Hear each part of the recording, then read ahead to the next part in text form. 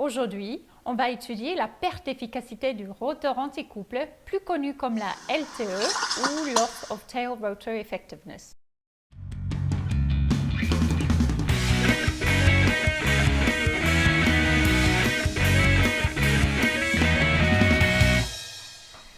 Bonjour à tous et bienvenue à cette deuxième vidéo dans la série Phénomènes dangereux en hélicoptère.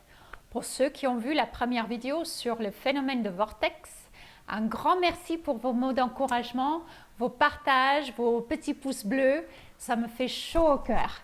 Et pour ceux qui ne l'ont pas vue, je vous conseille vivement de la regarder car elle peut vous aider à mieux comprendre certains points dans cette vidéo. Aujourd'hui, on va étudier la perte d'efficacité du rotor anticouple, plus connu comme la LTE ou Loss of Tail Rotor Effectiveness. On va commencer avec un petit clip et puis on va en discuter après. Alors ce clip est publié par What You Haven't Seen. Vous avez le lien en commentaire. That's a cute little helicopter. La dame dit que c'est un hélicoptère tout mignon.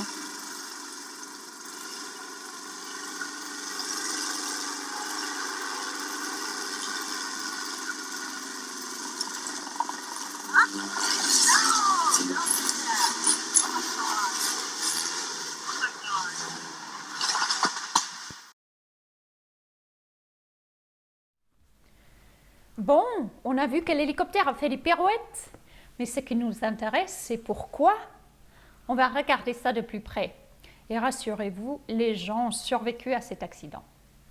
La définition de la LTE, c'est une perte d'efficacité du rotor arrière, entraînant un mouvement de lacet difficilement corrigeable par l'application du palonnier opposé. C'est induit par le vent et non pas par une défaillance technique ou d'entretien. Ça se produit avec très peu ou pas de vitesse, donc en dessous de la vitesse de l'accrochage et en forte demande de puissance.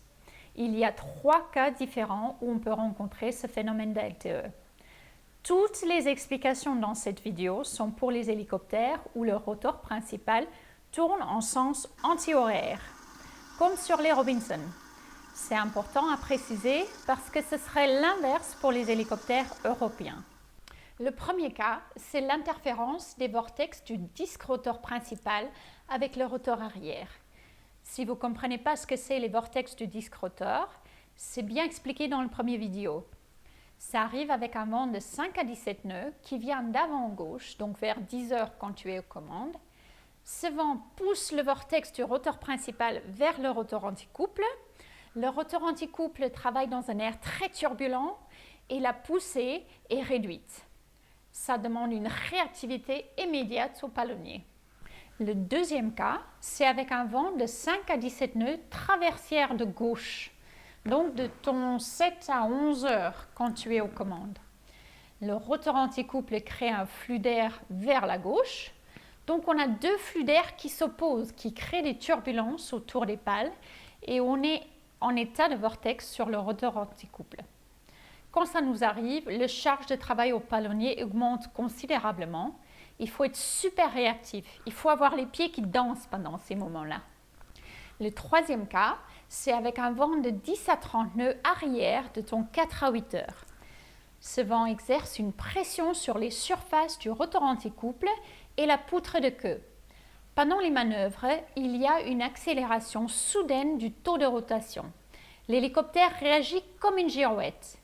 Il y a un charge important au palonnier et ses pieds dansent à nouveau. Le danger du LTE est une rotation à l'acier rapide et non contrôlée. L'enchaînement des 3 types peut mener à une perte de contrôle de l'hélicoptère et éventuellement à un accident. Les cas de vol où on est plus à risque, ce sont des vols demandant une puissance importante.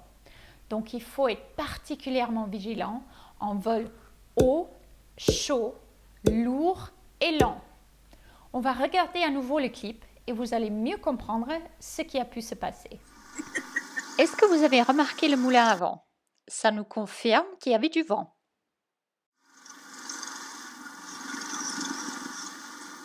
That's a cute little helicopter. Hey, Jack. En parlant de Jack, regardez comment il est habillé. Avec ce beau ciel bleu, on voit qu'il fait chaud.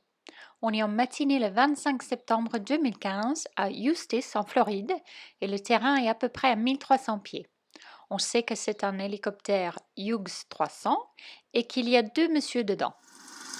Là, ils sont en approche. Il ralentit de plus en plus. Écoutez bien le moteur. Il demande de plus en plus de puissance. Ils sont presque en stationnaire hors effet de sol. L'hélicoptère commence à faire des rotations vers la droite de plus en plus rapides jusqu'au sol.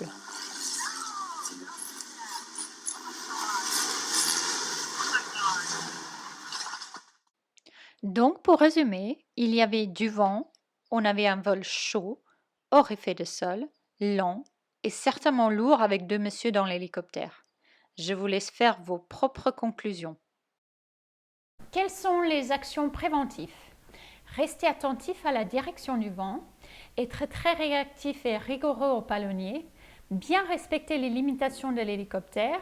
Si le régime rotor diminue, la poussée de l'anticouple diminue proportionnellement et être très vigilant en cas de vol demandant une puissance importante. Dans le manuel de vol de Robinson, il y a un safety notice numéro 42 qui est très intéressant à lire. Ça parle bien de ce phénomène de LTE en Robinson. Ok, on n'a pas fait attention et on sent que l'hélicoptère commence à bouger en lacet, on commence à perdre de l'efficacité du rotor anticouple. Qu'est-ce qu'il faut faire? Déjà, si on réagit avant que l'hélicoptère commence à faire des pirouettes, on peut se mettre tout de suite face au vent et le tour sera réglé.